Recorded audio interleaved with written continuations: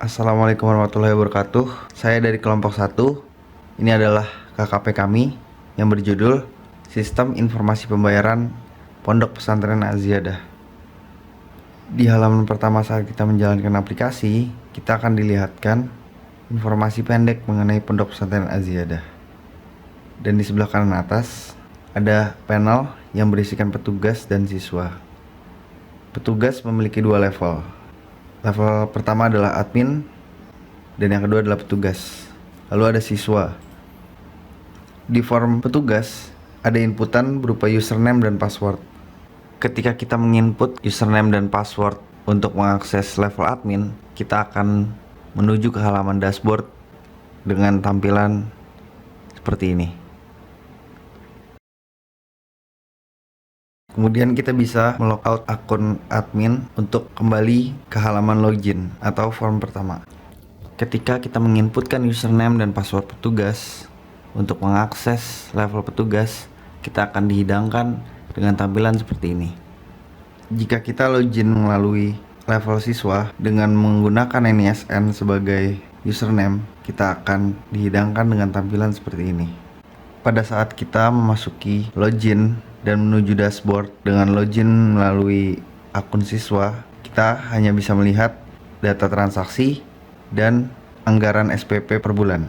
Berbeda dengan level siswa, data admin bisa mengubah keseluruhan dan bisa melihat keseluruhan yang ada di dalam aplikasi. Dan di dalam data master berisi data petugas, yang dimana data petugas berisikan penginputan level admin dan level petugas, yang dimana data petugas dibuat oleh saudara Riko Haryanto. Saya persilakan Riko Haryanto untuk menjelaskan isi dan fungsi data petugas. Halo, nama saya Riko. Di sini saya yang megang kendali di data petugas. Di sini saya mau sedikit jelasin tentang data petugas. Di sini ada ID petugas, username, paspor, nama lengkap, level.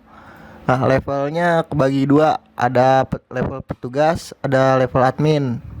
Kalau petugas ini bedanya itu petugas ini cuma bisa ngubah data transaksi, sedangkan admin dia bisa ngubah keseluruhan. Di sini misalnya kita mau cari petugas. Cari petugas ini bisa dicari lewat nama petugas dan username. Coba kita isi. ID-nya misalnya saya kasih 3. Username nama saya Riko. Paspor 12345. Nama lengkap Riko Haryanto.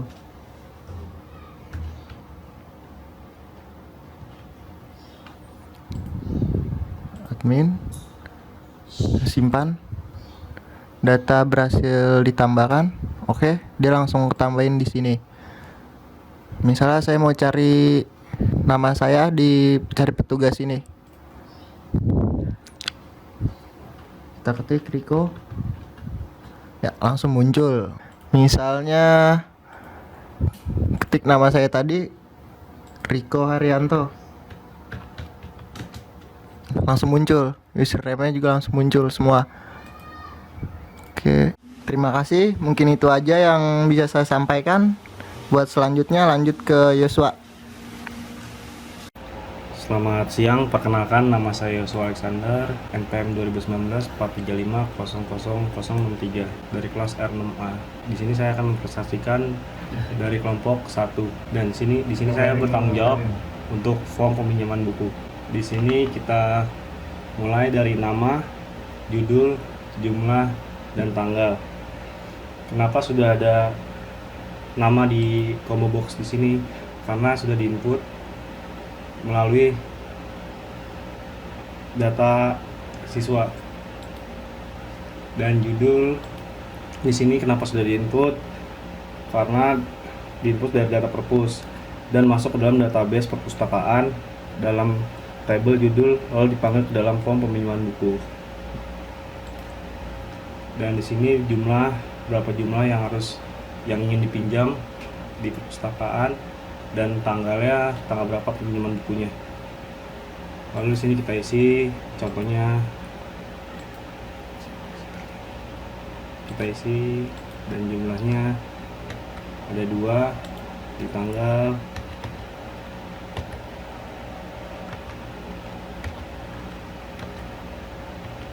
22 bulan 9 2019. Kita coba simpan. Ya, di sini sudah berhasil.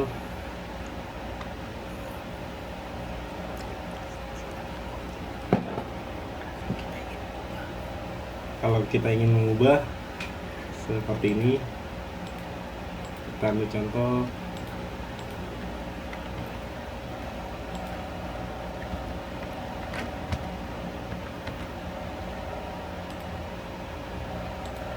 Sudah terubah. Dan sekarang kita hapus coba.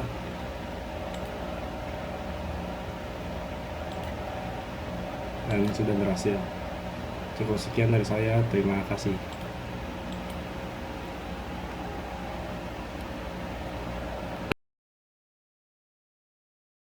Terima kasih Saudara Yosua. Lanjut saya menjelaskan di mana judul combo box dipanggil langsung memiliki isi di dalam database judul yang diinput melalui form perpustakaan, yang dimana form perpustakaan dikelola oleh Muhammad Fakih Ilhami yang berhalangan untuk hadir. Saya akan menggantikan peran Muhammad Fakih Ilhami untuk menjelaskan isi dan fungsi di dalam form perpustakaan. Di dalam form data perpustakaan yang berisikan tabel perpus dan memiliki 4 struktur tabel, yaitu ID buku, judul, bahasa, harga. Di sini menampilkan 4 tabel, yaitu ID buku, judul, bahasa, dan harga. Yang dimana ID buku bisa kita input seperti ini, lalu judul, lalu bahasa, lalu harga. Yang dimana nantinya judul buku akan tersimpan di dalam database dan bisa dipanggil di form peminjaman buku. Kita pun bisa mengubah data yang sudah kita input, seperti contohnya ID buku,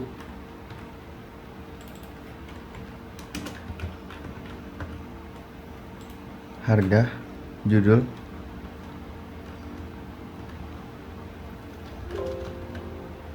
bahasa. Data berhasil diedit. Kita pun bisa menghapus data yang ada di dalam tabel. Dalam pencarian buku, kita hanya membutuhkan ID buku atau judul sebagai kunci pencarian. Contoh, saya menuliskan 12 dan keluar ID buku 12 yang berjudul Dunia Shopee bahasa Inggris dan harganya. Contoh, saya ingin menampilkan buku sukses. Kita bisa menuliskan buku sukses dan menampilkan pencarian judul buku sukses. Kemudian di sini ada data siswa yang dikelola oleh Saudara Ami. Saudara Ami dipersilakan untuk menjelaskan inputan dan isi fungsi di dalam data siswa. Saya Ami Fareza dari kelompok 1. Saya ke bagian data siswa. Nah, di sini ada NIS SMK, ada nama siswa, ada kelas, ada alamat, ada nomor telepon, dan ada tahun. Nah, di sebelah kanan itu kita bisa cari NIS atau nama. Nah, pertama saya akan menginput datanya dulu.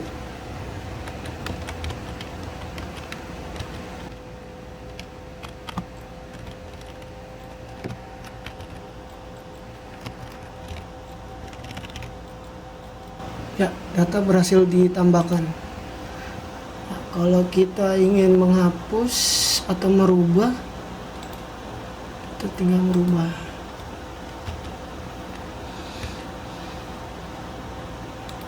Seperti ini. Ya, data berhasil diubah. Sedangkan kalau kita ingin menghapus, seperti ini. Ya, data berhasil dihapus. Nah, kalau kita ingin mencari nama atau NIS tersebut, kita input NIS-nya atau namanya.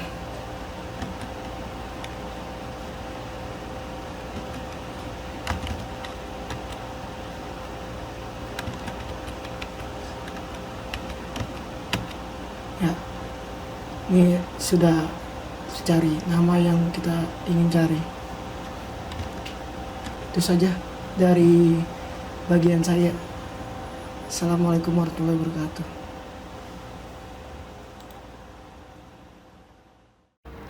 Setelah kita mendengarkan penjelasan dari Saudara Ami, kita lanjut data SPP yang akan dijelaskan langsung oleh Saudara Iki.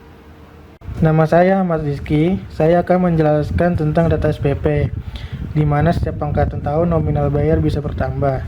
Di sini ada tombol simpan. Saya akan menambahkan untuk angkatan tahun 2025 dengan nominal bayar 325.000. Dan juga ada tombol ubah.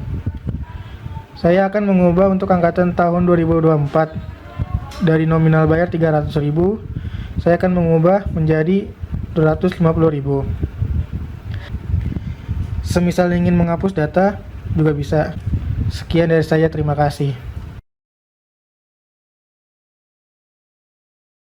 Kita lanjutkan penjelasan data kelas yang akan dijelaskan oleh Saudari Serimoni.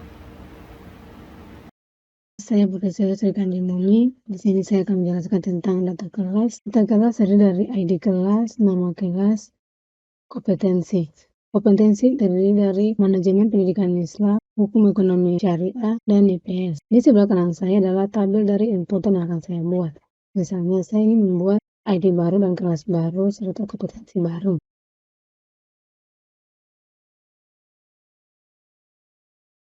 Data berhasil disimpan. Ketika saya ingin mencari nama kelas, saya bisa cari di cari kelas.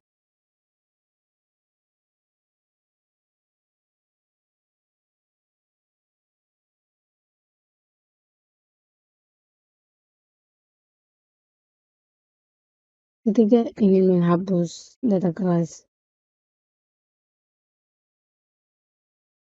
hapus, berhasil, data berhasil dihapus. Maka itu saja dari penjelasan saya mengenai data kelas. Selanjutnya, Setelah mendengarkan penjelasan data master kelas oleh Seri, kita langsung menuju dashboard dan sedikit penjelasan dari saya. Di dashboard ada data angkatan, di dalam tabel data angkatan ada tahun dan nominal, yang dimana nominal yang diinput dan tahun yang diinput dari dalam data SPP dimunculkan dalam tabel data angkatan. Kemudian di atas tabel data angkatan ada 3 tampilan output yang dipanggil dari input dan keseluruhan nama siswa, dan 6 keseluruhan data petugas, dan 6 keseluruhan data kelas. Dan di tengahnya ada tabel yang berisi keseluruhan transaksi siswa yang bisa dicari dengan nomor transaksi dan NISN. Kemudian ada tombol tambah transaksi baru di kanan atas yang menuju ke dalam form transaksi pembayaran SPP. Di sini saya membuat form transaksi pembayaran SPP. Nama saya Bazi Gazala Kyuta. Di dalam form transaksi pembayaran SPP ada tabel yang berisi siswa yang menampilkan status bayar di bawah tabel siswa yang berfungsi untuk menghapus dan menambahkan pembayaran SPP di tiap bulan. Seperti yang dijelaskan oleh Saudara Iki, di mana setiap tahun data SPP akan berubah-ubah. Seperti contohnya di 2021 atas nama Dono NIS 00044, nominal pembayaran SPP berjumlah 150.000. Sedangkan Samsul di tahun 2023 memiliki nominal pembayaran SPP per bulan 200.000.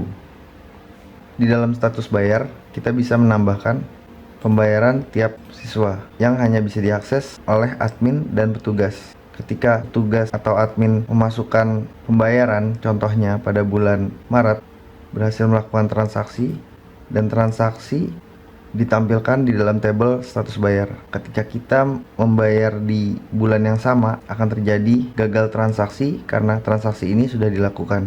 Kita pun juga bisa menghapuskan transaksi yang sudah dibayar dengan mengklik tombol batalkan di samping tombol bayar. Di dalam form transaksi pembayaran SPP ada tombol print di tengah-tengah, tombol segarkan, dan tombol kembali, yang dimana ketika diklik tombol print akan muncul laporan transaksi rekapitulasi pembayaran SPP dengan Jasper Viewer.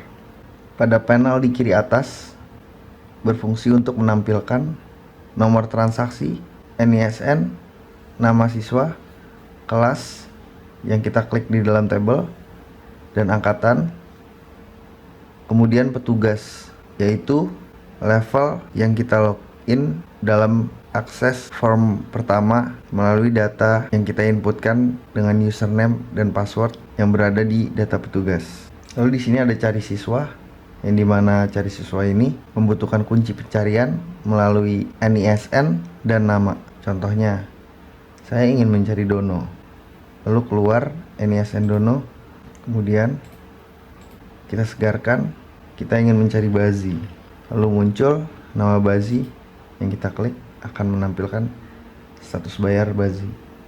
Lalu kita kembali. Di sini ada laporan.